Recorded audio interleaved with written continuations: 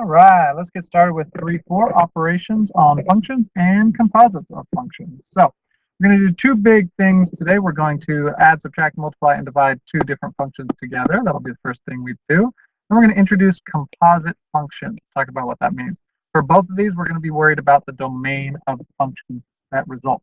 So here we go. The biggest thing on the operations, adding, subtracting, sum, difference, all of that, is the notation. So what does it look like? So if we say f plus g, and then another parentheses x, what this is saying is we want to take the f function. Remember, this is not f times x. This is what you get if you plug x into this function plus g function. All right, that's all this is saying. It's saying take those two functions and add them together. All right, and then composite functions, so this symbol, the open circle here, of x,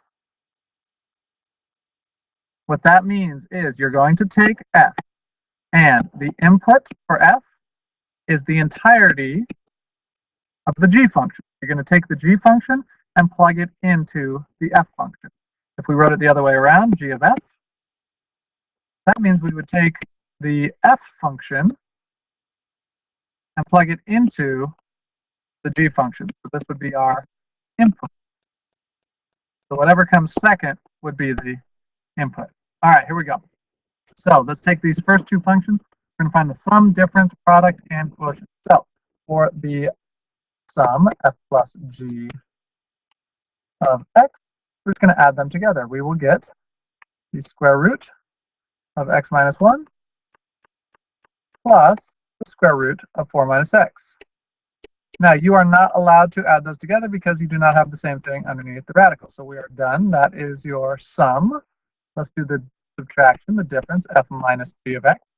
It's going to be almost the same thing. It's just going to be the square root of x minus 1. And then we'll subtract the other function, the 4 minus x.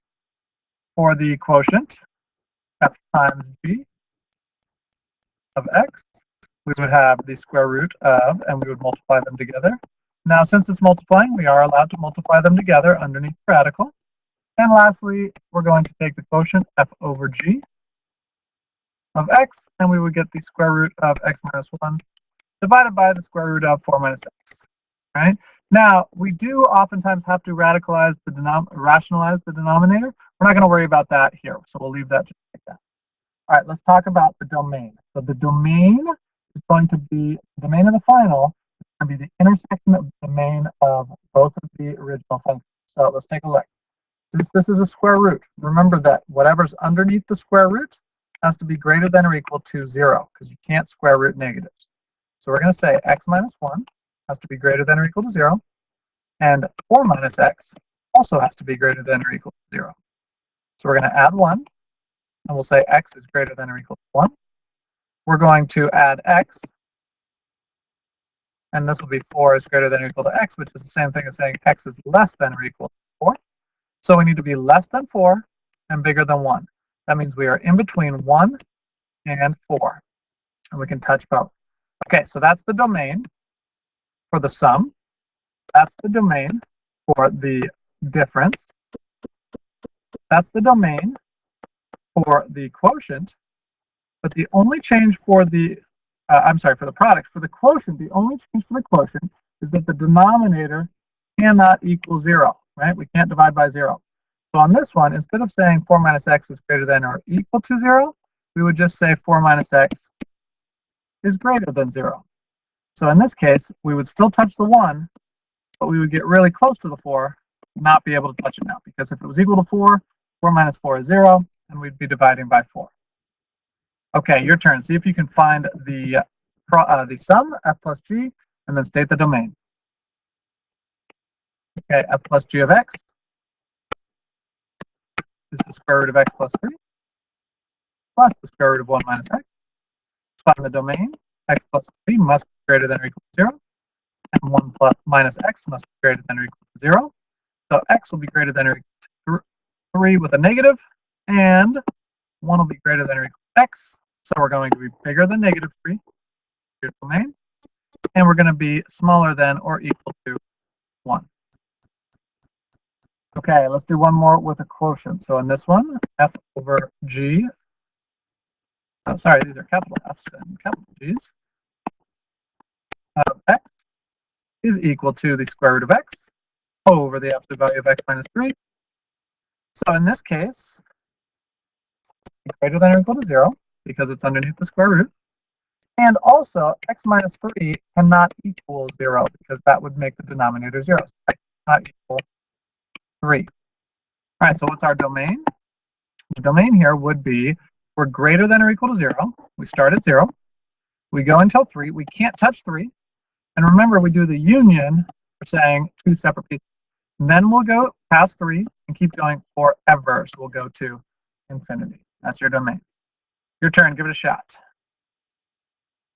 Okay, g over f would be x minus 3 over the square root of x. And for your domain, we're going to say x be greater than 0, because the only thing we're worried about is you can't square root, and in this case, you can't also be equal to 0. Okay, let's talk about composition of functions. So we're going to either plug g into f or f into g. So in this case, we're going to take g and plug it into f.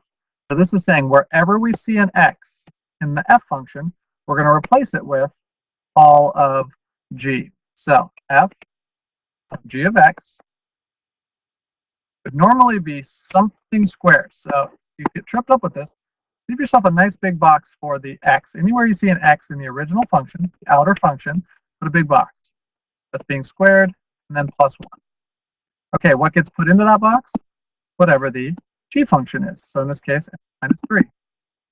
Helps to put parentheses around it to remind yourself that we're going to square the whole thing. So x squared minus 6x is 9. I'll have the plus 1 from over here. So you've got x squared minus 6. That is the composition of f and g. Okay, your turn. Go the other way. Do g of f. Okay, so in this case, we're going to do g of f of x. So g is x minus 3. What gets plugged in there? The f function, squared plus 1. So in this case, we'll have x squared plus 1 minus 3 is x squared minus 2. That is g of f of x. Okay, let's do the domain as well. So we're going to figure out f of g. So we're going to say f of x with g plugged in wherever you see an x. So this is 1 over. Instead of the x, we're going to say 1 over x. And we got a minus 1. Let's clean up this denominator. This is 1 over 1 minus x minus 1. Common denominator here would be x. So x over x. This is 1 over 1 minus x over x. Remember, you never divide fractions. Instead, we're going to multiply by the reciprocal. So instead of 1 minus x over x, x over 1 minus x. So that equals x over 1 minus x. So that is your composite function. Now let's talk about the domain. Okay, the domain of a composite function. Domain is inner and final. We're going to look at the domain of the inner. Inner is g of x. From that, we're going to say x cannot equal 0 because of the x in the denominator. And then the final, in the final, we have 1 minus x in the denominator. So 1 minus x not equal 0. So 1 cannot equal x. So in this case, we're going to say the domain is x cannot equal 0 or 1. All right, your turn. Give it a shot. So g of x with f as your input is going to be 1 over. There's your input box here. We're going to take this and plug it in there. So we're going to say 1 over 1 minus x minus 1. Again, multiply by the reciprocal. 1 times x minus 1 over 1, which is just x minus 1. Okay. Let's look at the domain. The inner was f. So from here, x cannot equal 1. And the final version is all real numbers. So the only thing that's excluded would be x cannot equal 1. Okay, we can do this with inputs that are not x as well. So in this case, this is saying take 1, plug it into g, and then plug it into f. So we're going to plug it into g first. So g of 1 is 5 minus 1 squared, which is 4. And then f of 4 We get the answer for G, and then that answer we plug into F. So in this case, we're going to say 4 squared minus 7, which is 16 minus 7, 9. Do it again. G of negative 2 is going to be 5 minus negative 2 squared, which is 5 minus 4, which is 1. So we're going to do F of 1, which is going to be 1 squared minus 7, negative 6. In this case, let's plug in F of 3, which is 3 squared minus 7. 9 minus 7 is 2. So then we're going to do G of 2, which is 5 minus 2 squared, which is 5 minus 4, which is 1. And lastly, F of negative 4 is going to be negative 4 squared minus 7. So that's 16 minus 7, which is 9. And then we're going to do G of that. We're going to say 5 minus 9 squared. 5 minus 81, negative 76. Okay, your turn. Okay, for the F function, we're going to do G first. G of 1 is 1 plus 1 cubed, which is 2. And then we'll do F of 2. 2 cubed minus 3. So 8 minus 3 is 5. Go the other way. We started with F of 1. We would do 1 cubed minus 3, which is negative 2. And then we're going to do G of negative 2, which is 1 plus negative 2 cubed, which is 1 minus 8, which is negative 7. All right, that'll do it.